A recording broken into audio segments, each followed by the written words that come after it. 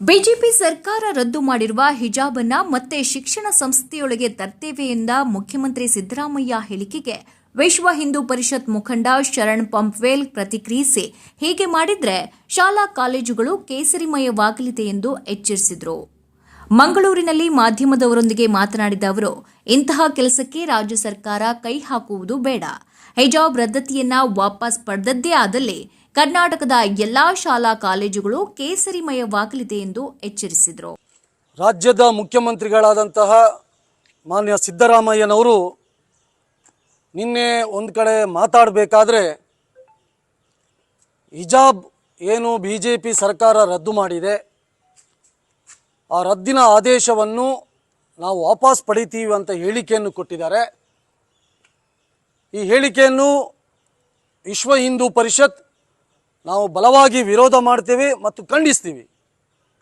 ಈಗಾಗಲೇ ವಾರ್ಷಿಕ ಪರೀಕ್ಷೆಗಳು ಆರಂಭವಾಗಿದೆ. ಇಂತಹ ಸಂದರ್ಭದಲ್ಲಿ ಪರೀಕ್ಷೆ ಬರೆಯಬೇಕಾದ್ರೆ ಹಿಜಾಬ್, ಬುರ್ಖಾ ಧರಿಸಿ ಬರಲು ಅವಕಾಶ ಕೊಡ್ತೇವೆ, ಹಿಜಾಬ್ ಆದೇಶ ರದ್ದು ಮಾಡ್ತೇವೆ ಎಂಬ ಹೇಳಿಕೆ ಕೊಡುವ ಮೂಲಕ ಕರ್ನಾಟಕದ ವಿದ್ಯಾರ್ಥಿಗಳಲ್ಲಿ ಮತಾಂಧತೆಯ ವಿಷಬೀಜ ಬಿತ್ತುವ ಕೆಲಸವನ್ನ ಮುಖ್ಯಮಂತ್ರಿ ಮಾಡ್ತಿದ್ದಾರೆಂದು ಹೇಳಿದರು.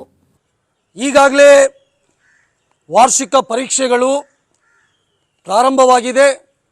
ಕರ್ನಾಟಕದ ಎಲ್ಲ ಶಾಲಾ ಕಾಲೇಜುಗಳಲ್ಲಿ ಆ ಪರೀಕ್ಷೆಗೋಸ್ಕರ ಮಕ್ಕಳು ತಯಾರಾಗ್ತಾ ಇದ್ದಾರೆ.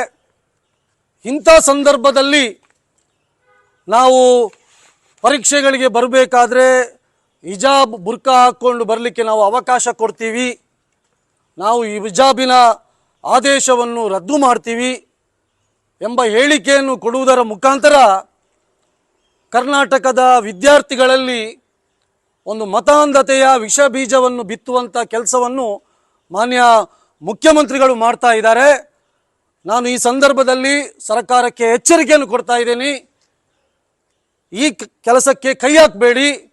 ನೀವೇನಾದರೂ ಹಿಜಾಬ್ ರದ್ದನ್ನು ವಾಪಸ್ ಪಡೆದರೆ ಆದರೆ ಕರ್ನಾಟಕದ ಎಲ್ಲ ಶಾಲಾ ಕಾಲೇಜುಗಳು ಕೂಡ ಕೇಸರಿಮಯವಾಗಲಿದೆ ಎಂಬಂಥ ಎಚ್ಚರಿಕೆಯನ್ನು ಈ ಸಂದರ್ಭದಲ್ಲಿ ಕೊಡಲಿಕ್ಕೆ ನಾನು ಇಚ್ಛೆ ಪಡ್ತೀನಿ. ಉಡುಪಿಯಲ್ಲಿ ಆರಂಭವಾದ ಹಿಜಾಬ್ ಗಲಭೆ ಇಡೀ ರಾಜ್ಯದಲ್ಲಿ ಸಾಕಷ್ಟು ಸಂಘರ್ಷ ಸೃಷ್ಟಿಸಿತ್ತು. ಕೇವಲ 5 ವಿದ್ಯಾರ್ಥಿಗಳು ಹಿಜಾಬ್ ಧರಿಸಲು ಅವಕಾಶ ನೀಡಬೇಕು ಎಂದು ಪ್ರತಿಭಟನೆ ನಡೆಸಿದ್ದಕ್ಕೆ ಪಿಎಫ್ಐ, ಎಸ್ಡಿಪಿಐ ಬೆಂಬಲ ನೀಡಿತ್ತು. ಈ ಬೆಂಬಲದಿಂದಲೇ ಕರ್ನಾಟಕದಾದ್ಯಂತ ಘರ್ಷಣೆ ನಡೆದಿತ್ತು. ಇದೀಗ ಪಿಎಫ್ಐ ಬ್ಯಾನ್ ಆದರೂ ಅವರ ಮಾನಸಿಕತೆ ಮುಂದುವರಿಯುತ್ತಿದೆ. ಪಿಎಫ್ಐಗೆ ಬೆಂಬಲ ಕೊಡುವ ಕಾರ್ಯವನ್ನ ಮುಖ್ಯಮಂತ್ರಿ ಸಿದ್ದರಾಮಯ್ಯನವರು ಮಾಡ್ತಿದ್ದಾರೆ. ಆದ್ದರಿಂದ ಪಿಎಫ್ಐ ಬದಲು ಕಾಂಗ್ರೆಸ್ ಈ ಕೆಲಸ ಮಾಡ್ತಿದೆ ಎಂದು ಹೇಳಿದ್ದಾರೆ. 2 ವರ್ಷಗಳ ಹಿಂದೆ ಉಡುಪಿಯಲ್ಲಿ ಪ್ರಾರಂಭವಾದಂಥ ಹಿಜಾಬಿನ ಗಲಾಟೆ ಇಡೀ ಕರ್ನಾಟಕದಲ್ಲಿ ಸಾಕಷ್ಟು ಸಂಘರ್ಷವನ್ನು ಸೃಷ್ಟಿ ಮಾಡಿತ್ತು.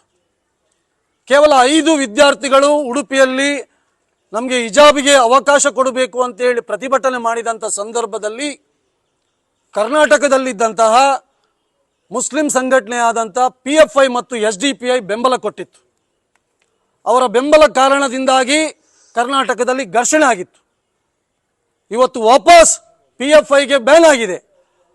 ಆದರೆ ಅವರದ್ದು ಮಾನಸಿಕತೆ, ಅವರ ಕೆಲಸ ಕಾರ್ಯಗಳು ಇವತ್ತು ಮುಂದುವರಿತಾ ಇದೆ. ಈ ಸಿದ್ದರಾಮಯ್ಯನವರ ಹೇಳಿಕೆಯಿಂದಾಗಿ ಇವತ್ತು ಪಿಎಫ್ಐಗೆ ಬೆಂಬಲ ಕೊಡುವಂಥ ಕೆಲಸವನ್ನು ಇವತ್ತು ಸಿದ್ದರಾಮಯ್ಯನವರು ಮಾಡ್ತಾ ಇದ್ದಾರೆ. ಹಾಗಾಗಿ ಇವತ್ತು ಪಾಪ್ಯುಲರ್ ಫ್ರಂಟ್ ಆಫ್ ಇಂಡಿಯಾದ ಬದಲು ಇವತ್ತು ಕಾಂಗ್ರೆಸ್ ಈ ಕೆಲಸ ಮಾಡ್ತಿದೆ ಎಂಬಂಥ ಒಂದು ಬಲವಾದಂಥ ಸಂಶಯ ಇವತ್ತು ನಮಗೆ ವ್ಯಕ್ತವಾಗ್ತಾ ಇದೆ. ಒಂದು 15 ದಿವಸಗಳ ಹಿಂದೆ ಇದೇ ಮಾನ್ಯ ಸಿದ್ದರಾಮಯ್ಯನವರು ಮಾತಾಡಬೇಕಾದ್ರೆ ಹೇಳಿದರು, ಮುಂದಿನ ವರ್ಷ ಮುಸಲ್ಮಾನರಿಗೆ ನಾವು 10,000 ಅನುದಾನವನ್ನು ಕೊಡ್ತೀವಿ.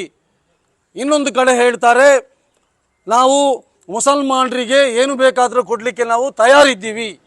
ಇವತ್ತು ಹಿಜಾಬಿನ ವಿಷಯಕ್ಕೆ ಕೈ ಹಾಕಿದ್ದಾರೆ. ಹಾಗಾಗಿ ಇವತ್ತು ಸಿದ್ದರಾಮಯ್ಯನವರು ಓಟಿಗೋಸ್ಕರ, ತುಷ್ಟೀಕರಣಕ್ಕೋಸ್ಕರ ಒಂದು ವರ್ಗದವರನ್ನು ಮೆಚ್ಚಿಸಲಿಕ್ಕೆ ಹೊರಟಿದ್ದು ಇದು ಸರಿಯಲ್ಲ.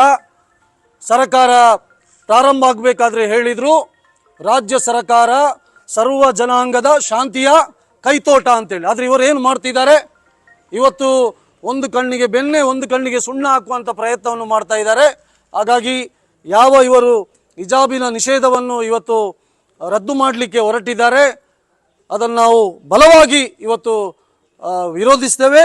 ಮುಂದಿನ ದಿವಸಗಳಲ್ಲಿ ಯಾವುದೇ ರೀತಿಯ ಸಂಘರ್ಷವಾದರೆ ಇದಕ್ಕೆ ಕಾಂಗ್ರೆಸ್ ಸರ್ಕಾರವೇ ನೇರಕ್ಕೆ ಕಾರಣ ಅಂತೇಳಿ ಈ ಸಂದರ್ಭದಲ್ಲಿ ಹೇಳ್ತೀನಿ.